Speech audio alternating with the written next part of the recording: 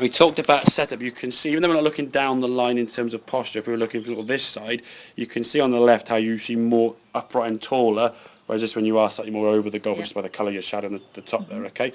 But in terms of the backswing, as we say, we're trying to create now less sort of looser back. This way you can sort of collapse the club. Now it's going a long way. A lot of movement with both the lower half and the arms, the top half, so sort of followed suit with that.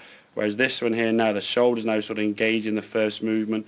Top of the backswing now, that would be perfect, okay? We go a smidgen beyond that, okay? But compare those two positions. You can that to me on the right hand side now, just in that area there, looks more powerful than that, doesn't it? If we look at that, you created the width, you create some tension there where you're sort of coiling, like I say, in a spring. Yeah.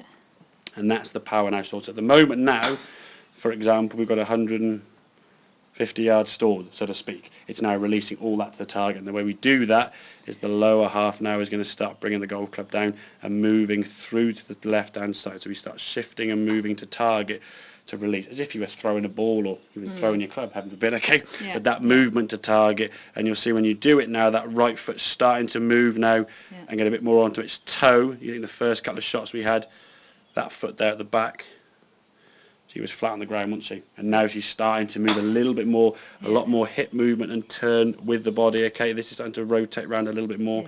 And if we can get that, you then got a chance to release all that power to the golf ball. Right. This one on the left-hand side, there was no power stored, and it was just a throw of the arm to try and get the ball to go somewhere. Yeah. And because you were losing control with the strike, you slowed things down, try and get better contact.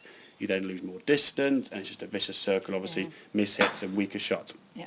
Like I said, when the club gets in this position, when that left wrist now has that much wrist hinge, the club face down here now is going to be open, which obviously sends the ball to the right. If we can keep it now, as you said, that slightly shorter backswing there, that club face is going to stay a little bit squarer for longer. At least when it comes back to the golf ball, it's going to be aimed at the target more often. Yeah.